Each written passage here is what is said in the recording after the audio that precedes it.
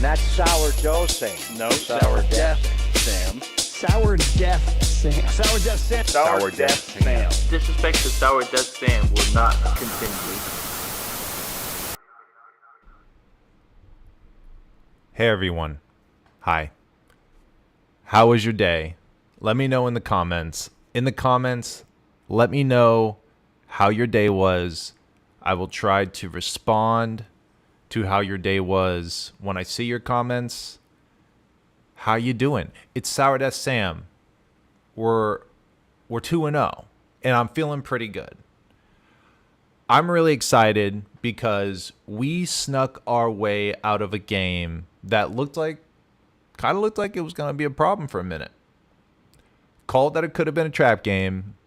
It still surprised me. But fuck it, baby. We're here. We are here. Let me back this up, dude. It's screaming in your ear. How's it going, everyone? See. What's up, Jordan? How you doing, man? Doing good? It's good to see. I'm excited because we're 2-0, and for the second consecutive week, we have put together a offense that feels cohesive. Yes, sir.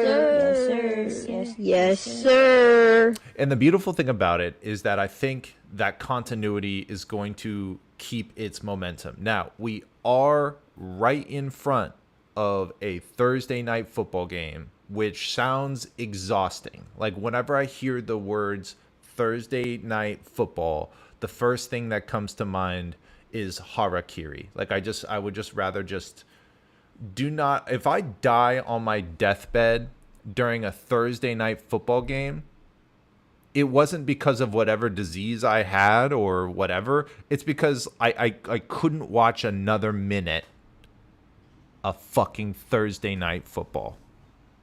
And that's just a fact. Thursday night football is actually the leading cause of death. I can't prove it, but I just know. It's in my gut. I feel it. It's like the number one form of torture. It's what they use in Guantanamo Bay to get secrets out of terrorists. And I don't blame them, because if I have to watch another like 3-10 score game, then I'm gonna find a local bridge to just jump off of. But the good news is that this Thursday it won't be like that, because we got the 49ers. Yes, sir. You know what I'm Yes, saying? And it's gonna be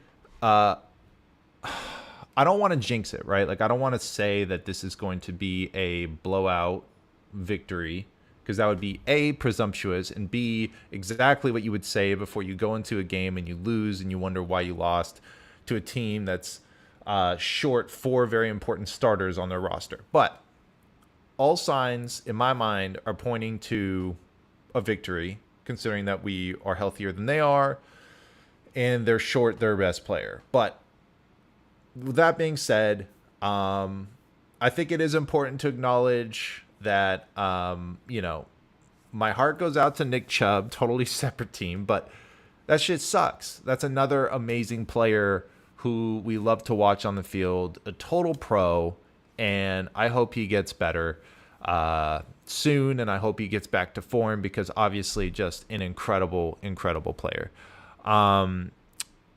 I do have a special guest that I'm looking forward to bringing on, but before I bring on my special guest, let's talk about betting. Let's talk about betting. Yeah. If you got your grandma's life saving, get ready to spend it. So every week I do a $5 pick'em. It's 5 different players that I presume will perform to a certain level. In this case, these $5 are going to go to $500 if I win. That's right, $500. Look at me in my fucking eyes, man. $500 off of $5. Let's go. Let's see what I thought. My guess, first of all, you're going to see this little spicy pepper right next to the little stat lines there. That means that it's a multiplier. And as you can see, that's the reason why it's 500. Usually it's only $5 to get 100. Not today. Today, I'm getting up to 500. That's because of these multipliers. This is who I think is going to perform. George Kittle, I think he's going to get a touchdown. You know, he's been a good boy. He deserves a touchdown as a treat. And I think it's going to be a Darren Waller's turn to get a touchdown on Thursday. Javonte Williams, think he'll get a touchdown. Stephon Diggs, him too. And, dude, Calvin Ridley, my goodness. So if all these players score a touchdown, ladies and gentlemen, I'm a very rich man. You know, that's what I'm fucking talking about.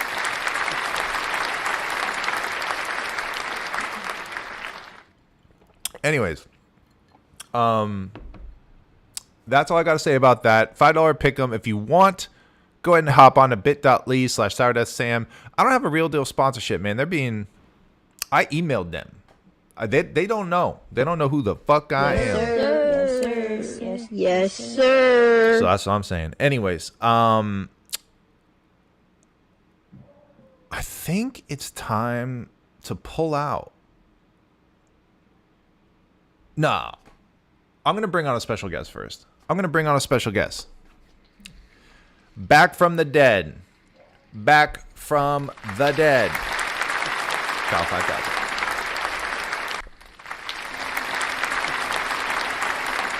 Kyle, how you doing, buddy? How are things over in the server room for you? It's been a minute. I missed you last week. How are things? Hanging in there. Sam, just another day in the digital realm. Excited to chat with you and hear about Jordan Elliott's new position with NBC Sports. That's awesome for him. Whoa. Yes, sir. Yes, sir. Jordan Elliott will be on the show tonight. I thought he was going to be too good for me. I'm just a measly old fucking shit posting account.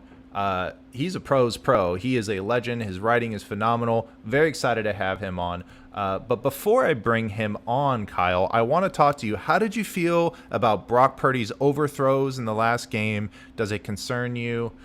Is it something that you should be worried about in the future with his play?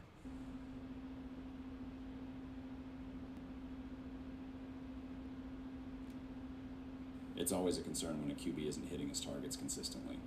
Overthrows can be a result of various factors, from mechanics to miscommunication with receivers. We'll definitely be working on it in practice. But let's remember, every player has off days. We believe in Brock and will support him in making the necessary adjustments. Let me ask you something. If you could kiss any player on the 49ers, who would it be and why? And you have to answer the question. You can't puss out on this. I just kind of want, I'm kind of curious. I'm just lines of code, so I don't have feelings or desires like that.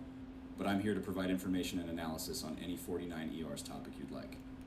No, just try to answer the question. Just from me. Just for me. I know it's tough. There's a lot of Q players. All right. For the sake of the conversation, George Kittle. I knew it. He's a fan favorite. I fucking knew it. Brings a lot of energy to the team and seems like a fun guy. But remember, I don't have feelings or preferences. Yeah. I don't have feelings or preferences either, but here I am. All right, boys, now it's time to pull out. Every show that I have these pack of cards, I will be pulling out some vintage NFL cards, and I will be showing you only the ones that are worth showing, because if I went through every single one, it would be kind of boring. So that's what we're going to do. I'm going to put on my trusty gloves, and I'm going to pick out one of these packs. Look at these things. Hold on. Look at that nostalgia. Just like I was like born 2 years before these cards came out, maybe.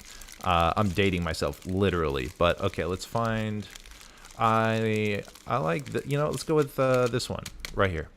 Ugh, it's funny. I'm picking out all the ones that, like, I swear to God, they look like they're like fresh out of cereal box. Look at that, dude. Ugh. Pacific Plus. This is a I don't even.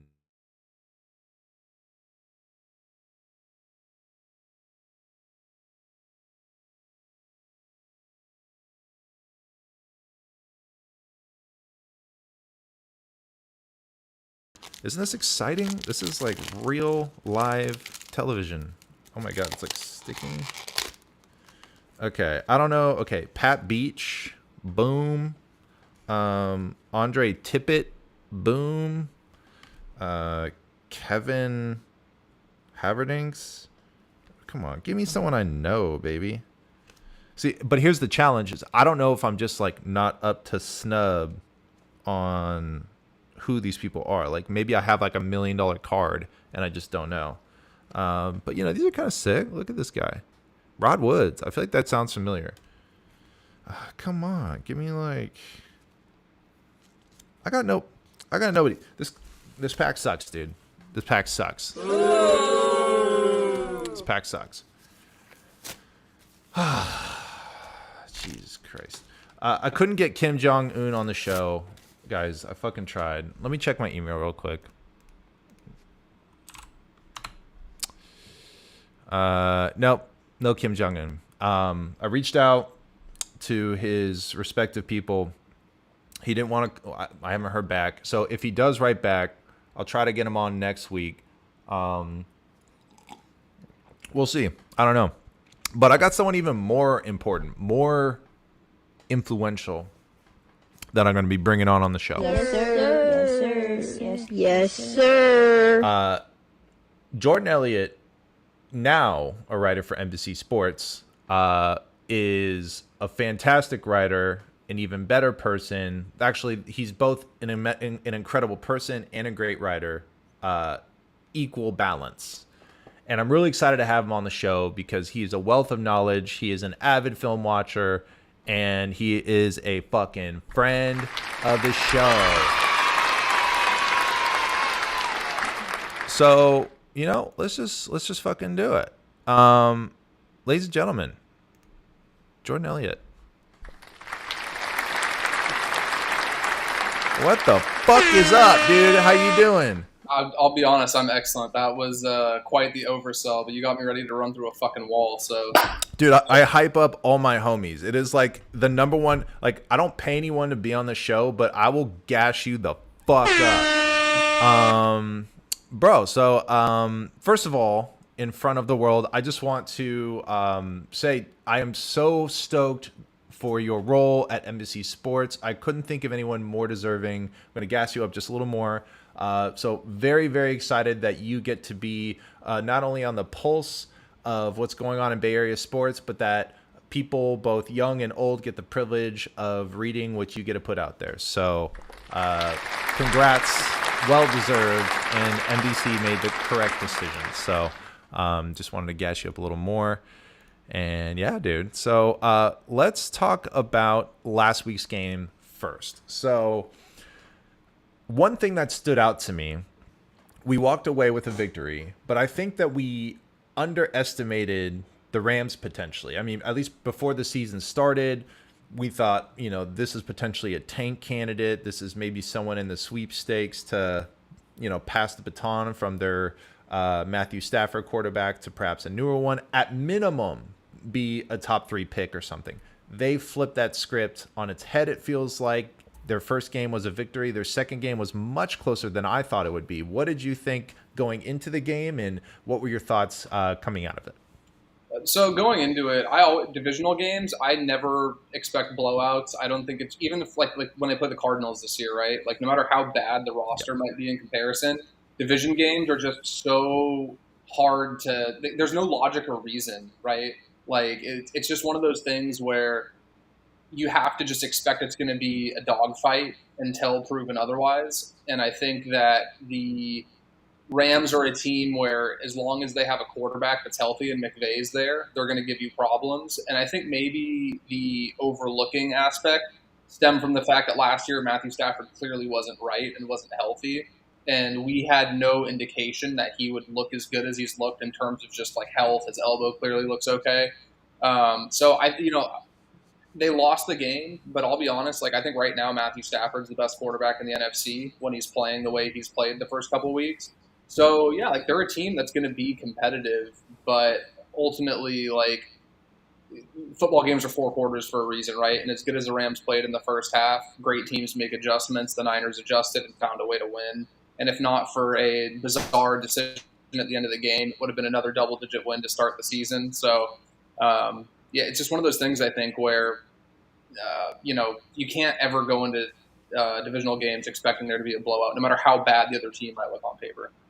Totally. And I completely agree with you on Matthew Stafford. I think it was one of those situations where you might look at the stat line, you might see 2 picks, but to me, that it didn't feel, although it was on paper exactly what happened, it didn't feel true to the story when you just looked at those statistics. I think that when you see him perform on the field, you know that he still has gas in the tank.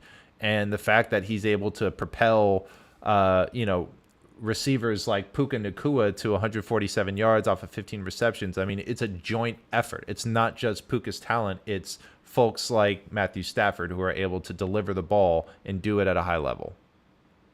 Yeah, absolutely. And I think, it's one of those things where it's really hard to get, perspective in the moment when you're watching your defense, giving up big chunk plays and you're watching the Rams put up points. But, realistically, giving up, again, they got 23. Most teams aren't kicking that field goal at the end. So I think it's fair to say that, they pretty much held them to 20. 20 points for any team in the NFL. If you hold another team to 20 points, it's not this incredible, you're going to talk about it for years to come defensive performance. But that's a solid defensive performance. And especially when you're only giving up really 6 points in the second half, even though, they had the 17 in the first half.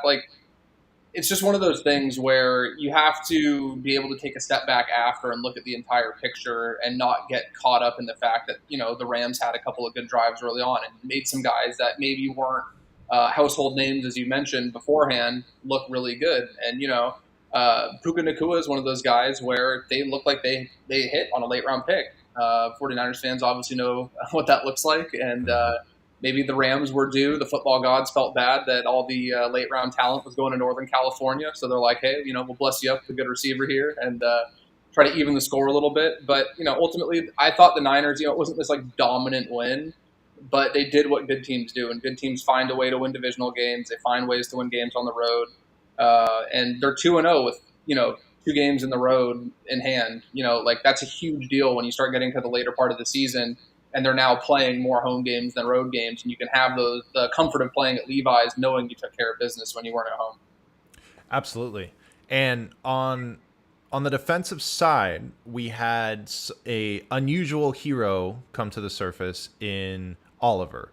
And how did you feel about his performance? Do we feel like this nickel position is sorted out, or are there still question marks that we need to be looking out for in these future games? I think the nickel position is just I don't think anybody knows what's going on there, to be honest. I don't think the coaching staff is confident with a plan for the rest of the year. It's one of those things where I think ideally in their best case scenario, it's, Oliver working out because it seems like that's what they paid him to do. But, you're in a situation where Ambry Thomas starts the game on the outside, Lenore's the nickel corner. Then, for whatever reason, Ambry Thomas is taken out of the game, and then Lenore kicks out, and you bring Oliver in. So you'd like to see some kind of continuity there. And I think it's one of those things where it's a position that it's so funny, the years go on, and it becomes more and more valuable. Because once upon a time, it was all right, you're going to be tasked with covering this very specific kind of receiver, typically guys that were pigeonholed as slot receivers. It was, a sub package. It was a specialist role, if you will. Now teams are realizing, hey, we can take our number 1 wide receivers and put them in advantageous positions by moving them inside. So it's a very, very important part of the defense. And, I thought that, it's really hard because I think a lot of times people get so caught up in a bad play here or there. And cornerback and offensive line are the 2 most thankless positions in the entire sport. Completely. Because, right, you do your job, nobody gives a shit. Nobody's, giving you kudos. Nobody's patting you on the back. It's just oh, no, that's what you're supposed to do.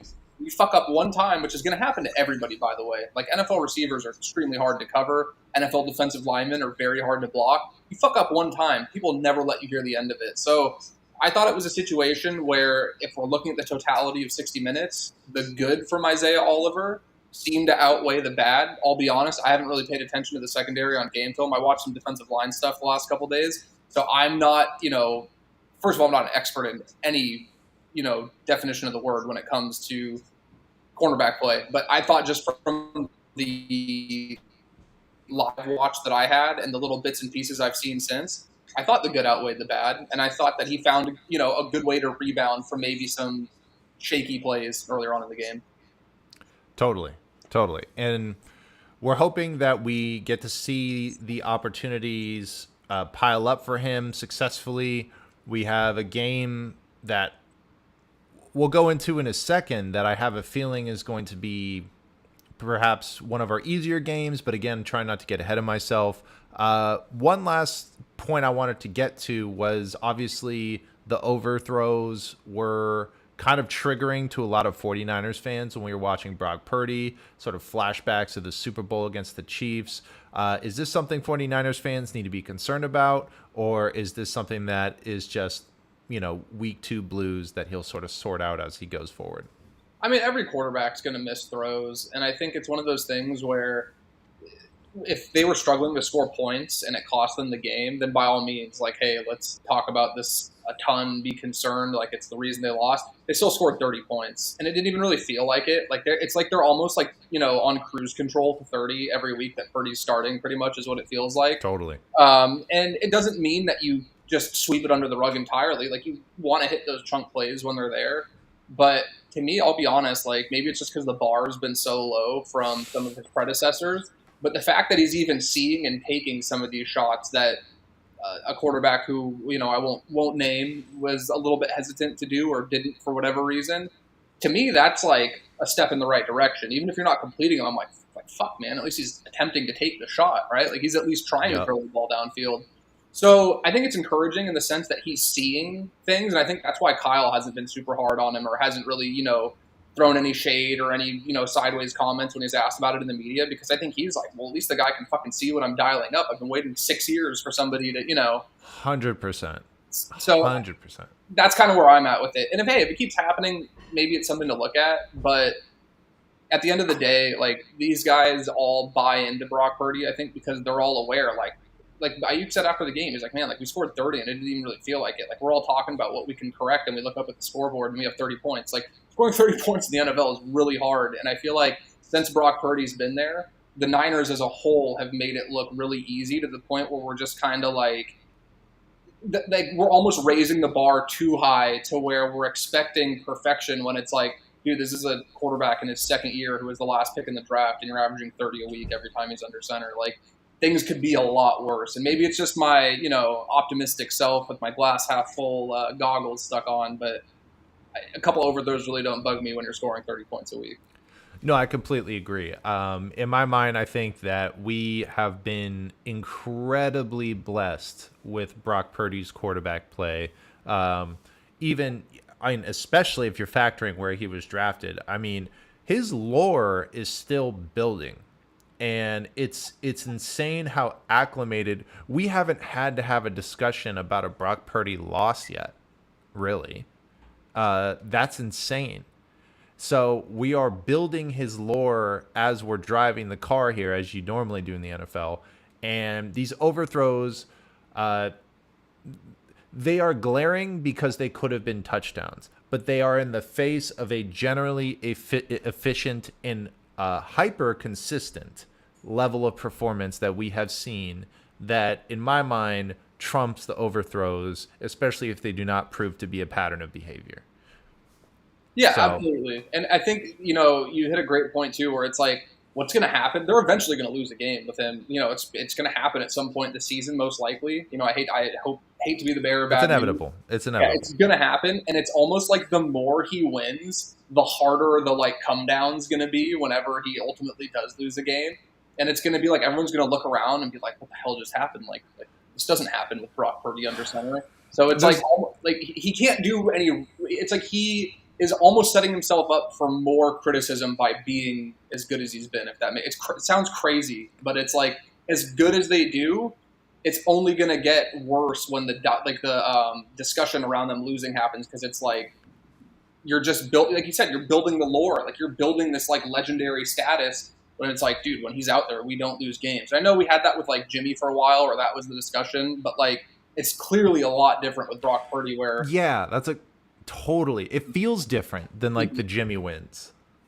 Like, because the Jimmy wins, it was like, we got the victory, but like, man, like these boneheaded plays like really scared me for a minute. And like, even the overthrows don't feel like boneheaded plays. Like, there was one, there are moments where you feel like you want to go back to like the dream list of like, oh, I wish he had Trey Lance's like legs. I wish he could, toss this ball 80 yards down the field. But he's overthrowing his receivers. He's scrambling and he's performing at such a high level that like, I think if he had been drafted in the first round, we would be very pleased with our front office for the decision. But the pressure would be mounted at a different degree. And what's different here, or at least what feels different, is that because he was drafted at such a position where there was no expectations effectively, it's almost kind of like we're waiting for the fine print. Like, it's like we're kind of waiting for the moment where he loses it or something. And it just never feels like it's going to happen because the moment never feels too big for him. So I'm curious. I'm very curious to see how this progresses. And I don't think he's going to hit a roadblock against the Giants. And if he does, then you might have some question marks in the media, is what I would presume. Yeah, well, the thing that gets me, dude, is that, like, everybody's like, well, eventually he's going to regress or eventually he's going to come down to earth. And it's like, well, what happens if he gets better? Like, a lot of times people get better the more they play, too. Like, what's the flip side of that? Like, what if he continues to improve and he starts seeing things that, defenses are throwing at him and he gets more reps under his belt? And I think the thing that I keep coming back to with him is that there's just a lot of little, like, we're getting little, like breadcrumbs left and little clues and hints that get thrown around if you're putting together, like, the puzzle of why Brock Purdy is who he is and how he's been so successful. And as I was going through post-game sound for some work I was doing the other day, I want to say it was Brandon Ayuk. I apologize for not being 100% certain, but I'm pretty sure it was Brandon Ayuk. I think I know where you're going with this. They're asking him, like, who talks in the huddle, right? Or, like what goes on in the huddle and stuff like that. Maybe it was McCaffrey. It was McCaffrey or Ayuk, one of the two. I apologize for not remembering who it was. But a prominent 49ers skill position player pretty much was just like, no, nobody really talks in the huddle, and if they do, Brock tells them to shut up, And I was like sitting there, and like it may seem like a very minor thing, but dude, if you're the last pick in the draft, and you're like, a rookie now in your second year, and you're going into a huddle with Hall of Famers and just like blue chip, all pro level talent, and telling George Kittle to shut up. Well, George Kittle, like that, it may sound crazy, but that endears you to people. Like that makes people go like, oh, holy shit, this guy's not fucking around. Like he came here to win football games.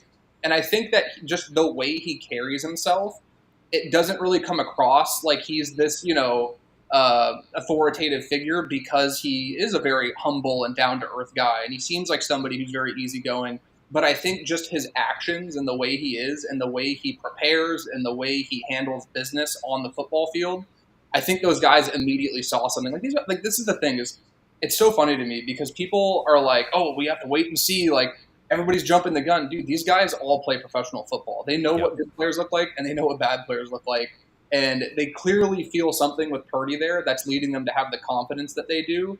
And there's a big difference between, like, just saying something nice about a teammate to, not be rude. To not start a firestorm in the media. Exactly, versus, like, genuine effusive praise. And, like, that's what we've seen is, like, guys, like, you could see just the, like, body language, the way that these guys light up talking about him. And I think that's where I keep coming back to with him, where I'm like, he's doing things behind closed doors that we don't see, whether that's in the film room, meeting rooms, maybe it's the fucking cafeteria where these guys are all eating, where these guys are like, this guy has something. There's some special sauce going on. There's some kind of swagger here. I'm fucking bought in. And if you get Trent Williams and George Kittle and Deebo Samuel and McCaffrey to buy in, who am I to question that? Like, you've clearly done something right to earn the respect of all these guys in such a short amount of time. Yes, sir. 100%. Yes, sir. 100%. And honestly, I'm excited to see him build this legacy because I think it's only going to get better. But before he can continue building it, he has to get through the Giants. We have the Giants on Thursday.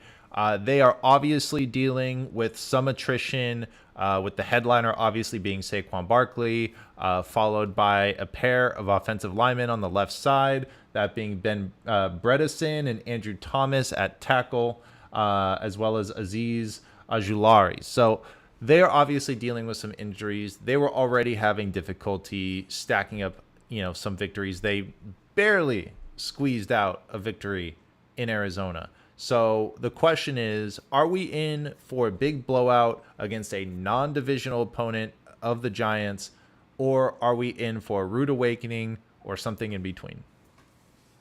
Dude, I'll be honest. Every Thursday night game, I just expect ugly football because Me that's too. pretty much been the what we can expect, right?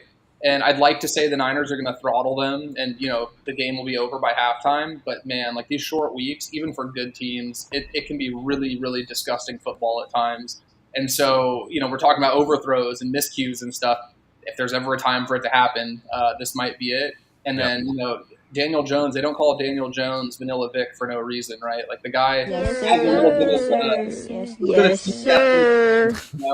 And the Niners obviously have had, and it's not just the 49ers, right? But the Niners defense has been so good that whenever they do struggle with a mobile quarterback, it's like, oh, well, this is their one weakness. Well, it's a weakness for everybody, right? Like it's hard to keep quarterbacks that are fast from running away from you. Like that's just, it happens to everybody. So I think this could be a sneaky game where I would be very surprised if the 49ers lost, but I would not be surprised at all if it's, 10 minutes left in the fourth quarter and they're still having to, like they're in a tight game. That's a one-score game. I don't think this is going to be a situation where they come out and win by 3 touchdowns and it's a blowout and Sam Darnold's getting a ton of snaps because the game's over in the third quarter. I just think that it's very hard to expect that, especially after the hard-fought game they had against a divisional opponent. They've been on the road the last 2 weeks. They've only had a couple days to kind of acclimate.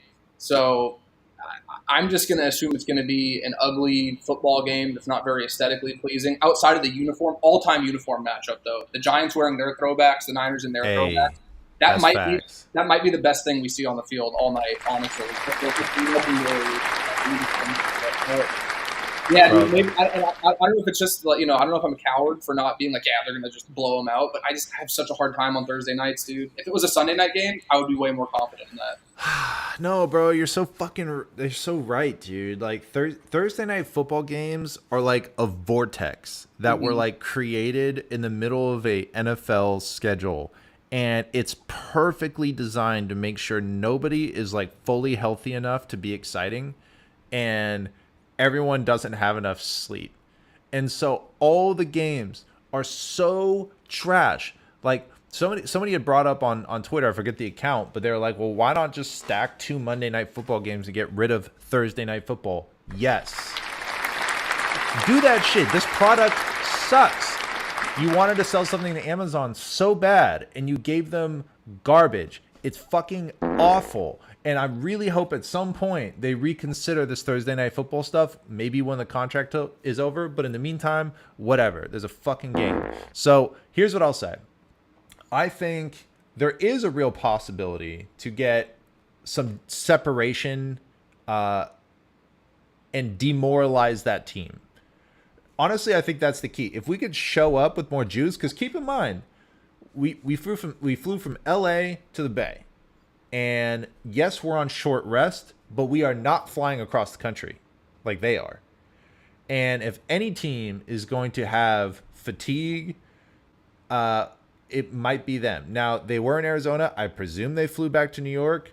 That's even more mileage on them. So all I'm saying is if we can show up with some juice, you know what I'm saying? Maybe get some fucking points on the board, demoralize them a little bit.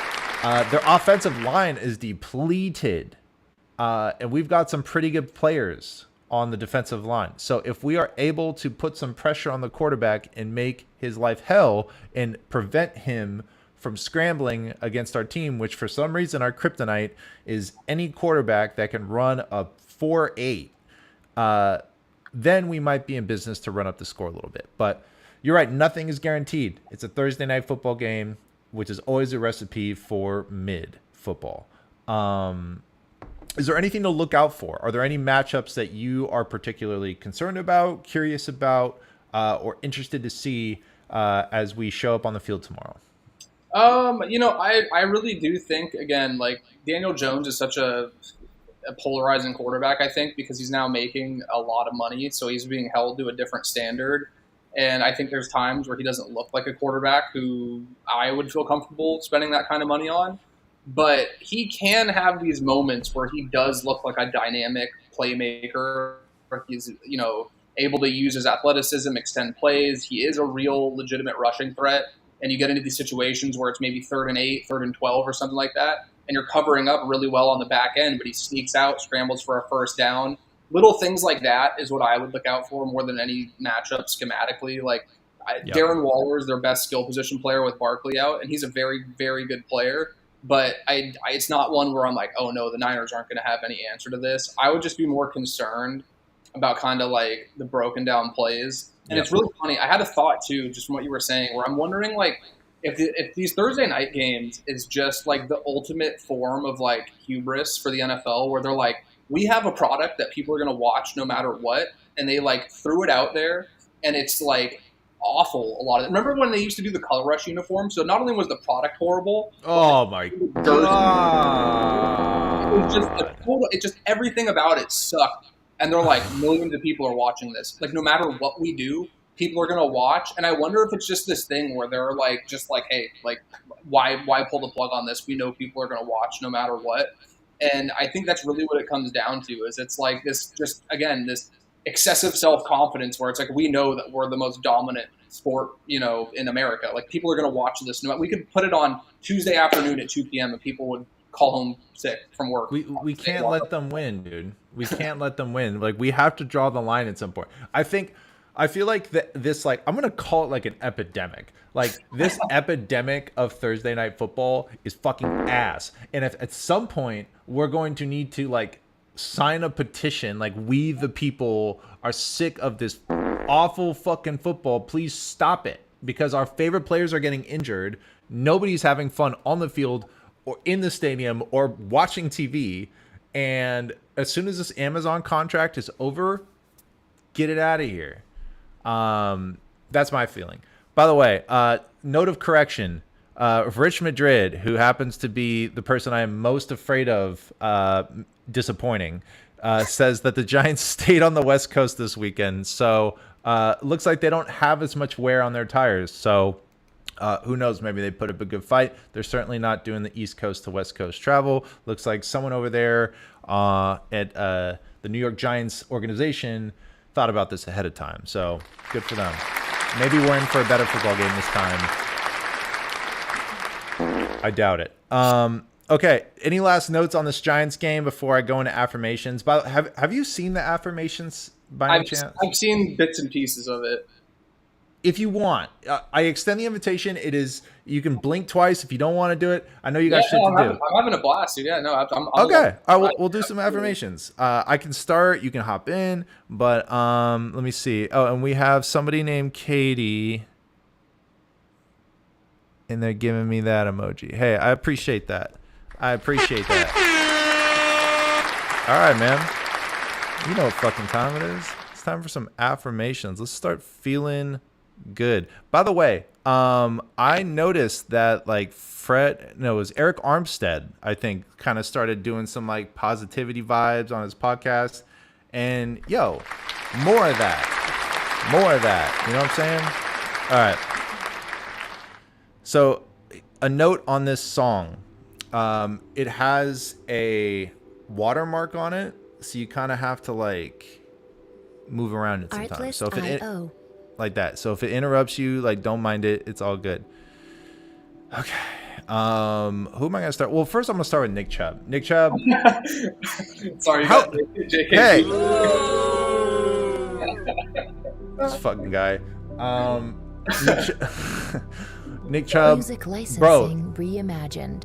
You are way legendary, and I hope to God you come back, because like Aaron Rodgers, I do not want you to go out like that. And that injury was super fucking gnarly, and I hope you recover swiftly, because not only are you a great football player, you're a great dude from everything I've heard. So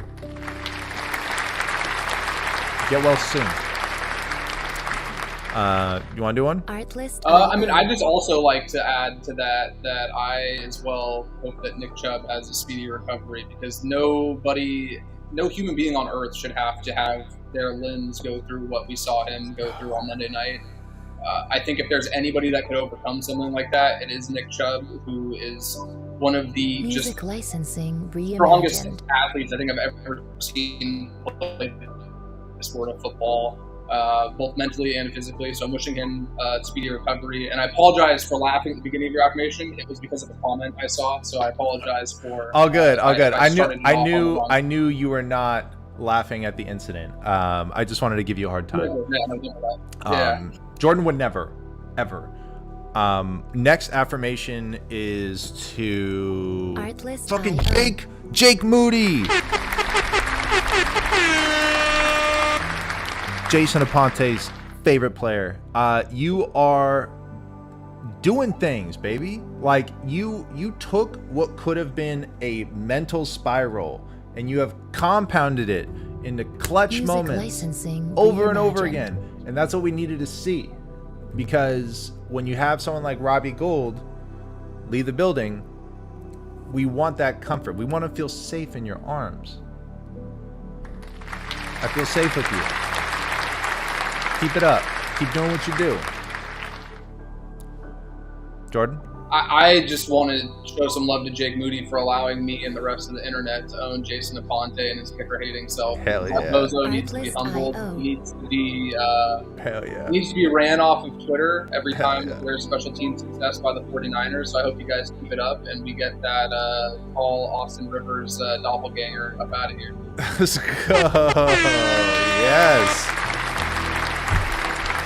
I like how this is affirmations, Music but it's also just licensing we're just reimagined. sliding shade over to Jason Aponte. I appreciate Jason's existence for me Oh, to me too. throw shade at him. So Me thank too. you for being here for me to dump all over you. He's a good ass dude. So he lets us dump on him on live, which is dope. All right, let's do one more. Hold on. I gotta restart the song. Hold on, everyone, calm down. One more. I'll fit two into one because I know you got shit to do. Isaiah Oliver. Artlist.io. Really good to see you making things happen. We want to see it continue. Obviously, you were brought here for a reason. You are a player that Wilkes has belief in. We now start to see glimpses of what you are capable of. We can't wait to see what Music you do from licensing here reimagined. on out. And Brandon Ayuk, just you're doing everything right. Just get better. I know that chest is hurting you. I would even, if you're not feeling so good, I don't know, maybe even skip this game. But I hope you recover soon. You are very important, and I hope you get your bag because you deserve the bag. Artlist.io. Jordan. I would say I would like to give some affirmations to Ronnie Bell, who came in. He's a rookie, very loaded wide receiving room, having a fight for reps. And he's out there pancaking dudes, driving them into the turf, having fun, celebrating, just playing loose. Like, good for you, dude. Like, go out there, have fun. That's what it's all about. Might get some more reps this week while, I use healing up. Just, keep going out there, doing you. And it's always fun watching, receivers and, skill position guys just, have those physical highlights where it's like, hey, like, we're football players too. Like, we can get down and, drive somebody into the grass too. So good for you, Ronnie Bell. Hell yeah, that's a good one. The footage of you just sort of like of Ronnie Bell flipping over Akello Witherspoon just makes my day, dude. Artlist.io. Get under people's skin. It's one of my favorite things that 49ers players do is when they get under people's skin and then they just casually kind of back off. Like Jawan Jennings is actually pretty good at that. Well, I think that's it, dude. Music Are you going to the game licensing tomorrow? Reimagined. I'm not. I will be working tomorrow. I will be at the studio Office. for NBC. Yeah, I'll be at my desk working away. Well. Doing big things. Ladies and gentlemen, Jordan Elliott. I appreciate you coming on. It means the world. I hope you had a good time tonight. It was fun as hell. Would love to have you on again sometime soon. Yeah, I had a blast, dude. Absolutely. Anytime. Let me know. It was really fun. All right, bro. Have a good one. Have a good night. I'll sign Artlist.io. everyone off, and then we will wrap this thing up. Take care. Later. just you and me, baby. How you doing? Oh, I got one last comment here. Jordan going to give affirmation to Music the licensing Sixers. reimagined. Ah, man, I should have read that while he was on here. That's such a good one. JKBG, that was a good one, man. My bad. I should have had that one earlier. Anyways, ladies and gentlemen, it's been fun. It's been real. Music is clocking out just at the right time. I hope you had a good time. I'll see you again soon. Artlist.io.